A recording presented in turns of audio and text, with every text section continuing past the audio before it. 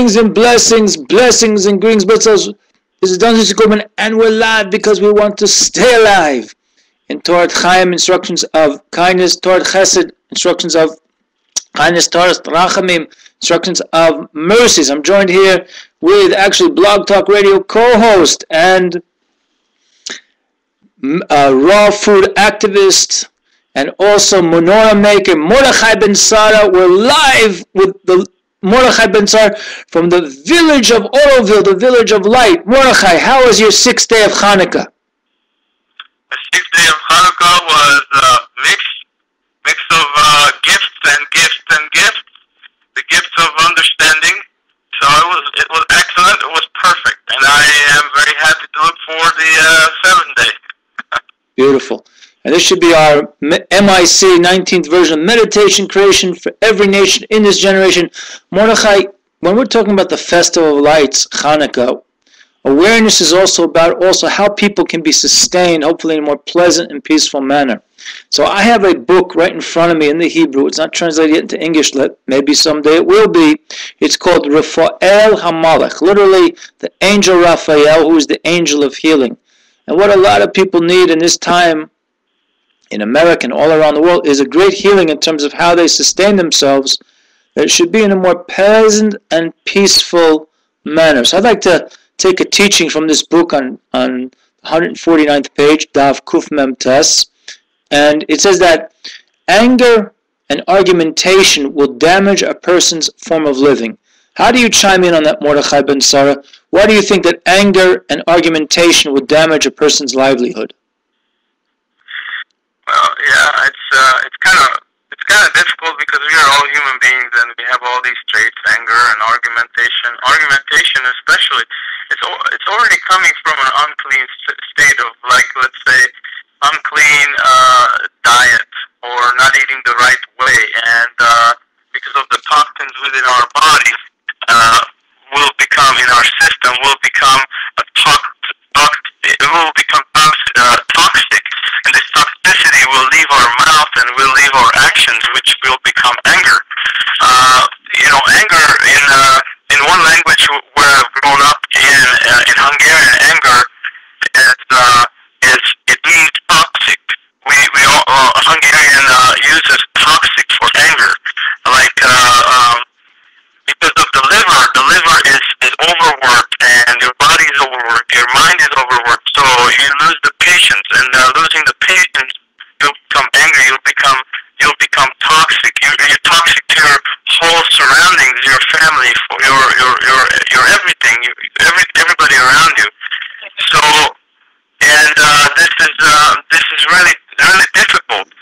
So it's very important to, like, the regular Jewish diet gives you a very, very good way to eat. Eat kosher at least, because the very interesting thing about pork is that it contains the most toxic elements for the human body. It also can cause problems like that. Okay, I'm gonna quit right now, and I'll give back the word to Don. Well, I want to mention that it's not just a kosher diet for Jewish people. There's also actually a kosher diet, Mordechai, for the Noahites, the blessed inhabitants of the world, Kol Boi Olam. It basically surrounds one particular forbidden practice, to eat the limb of an animal while it's still alive. And also, there are other commentators that say that avoiding drinking the blood of the animal as well, though some say it's not okay. I wouldn't recommend drinking the blood of any animal. That being said, Mordechai, there is a type of refuah, healing, that is connected to assisting us, that we, the children of Israel, actually had this custom for thousands and thousands of years, and that's actually to read from a portion of the Torah, which is in the Torah portion of Bashalach. Literally, it's talking about when after Pharaoh sent out the nation of Israel from Egypt at the great Exodus, and it starts at chapter 16, verse 4, and concludes at chapter 16, verse 36. So I'd like to read it in English. Maybe eventually we will read it in the Hebrew, but I'd like to actively encourage everyone to look into chapter 16, verses 4 through 36 in the book of Exodus, the second book of the 5 books of Moses. And this is brought down actually in the code of Jewish law, in the Torah Chaim, in chapter 1, in the 5th halacha, that the reading of this is called the Parshas Aman, the Torah portion on the man, or the manna, as known in English. Let's just go into it.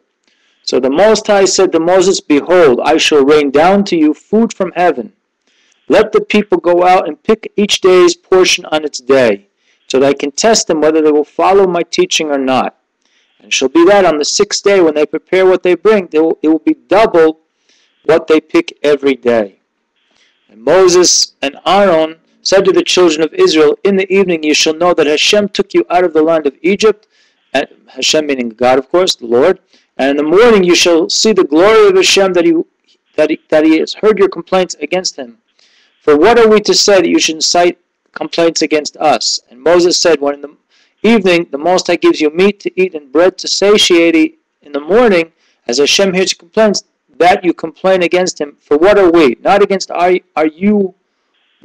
us are your complaints, but against the Most High." So we have a lot of things going on here in these few verses, Mordechai, and we're running out of time, but I just want to chime in, and maybe you'll chime in one more thing, that we see that the Most High was told, God told Moshe to tell the Israelites, tells instruction for the whole human race, that he will rain down food from heaven, sustenance. And people just have to pick it out every day. Now, there was very special conditions for the Israelites in that it manifested in that way. However, the 4th Lubavitcher Rebbe brought down in his time that actually we still get that type of sustenance, all the inhabitants of the world, that it's just a matter of the fact that we're blinded by this exile condition of the human race, that we don't see that all our needs are really provided for us. Would you like to chime in on this teaching? Absolutely. When the manna came down, I don't know if I pronounced it right. Man in Hebrew, manna in English. Okay, man. When the manna came down from the heavens, you can bet that it was toxic free. You can bet that is worry free. That is the food of the angels. And we, as being privileged, our nation was privileged to not only partake of this food, but also with this food, the divine creation had entered into the body of our ancestors, and the divine knowledge of what and how to eat. So, imagine if somebody would not keep kosher. It is like dumping a truckload of chemicals into the body after eating the most divine food from heavens, from the Creator Himself. So anger can be really much connected into this, as we were talking about, that if we are not keeping the understanding and not keeping this divine energy at place, and now the food has become, the food probably had the same code, the same knowledge embedded within of the Torah, of the words of the Torah had been embedded, has contained, the word of the Torah probably had been contained in this food, because it's being given to us by the Creator. So when we are reading the Torah, we are partaking that same manna, same food that we had been given. Right. And it releases the toxicity of our intellect, of our whole system. Beautiful. I just want to include, because we're running out of time here, Mordechai, that some of the man actually melted into the rivers and rivulets that were close by the areas that the Israelites traveled in. And when the animals drank from those rivulets, and the nation of the world hunted from those animals and ate them, they could actually taste the taste of the man. So therefore, the man or manna has a universal application. So that's what we're trying to do. Let's take a particular instruction, apply particularly to the Israelites, and show that it's universally applicable. So let's hopefully continue, Mordechai ben Sarah, in this manner. Ahava, Echad, everyone. One love. Goral, one destiny, Kolano. In a peaceful, pleasant way.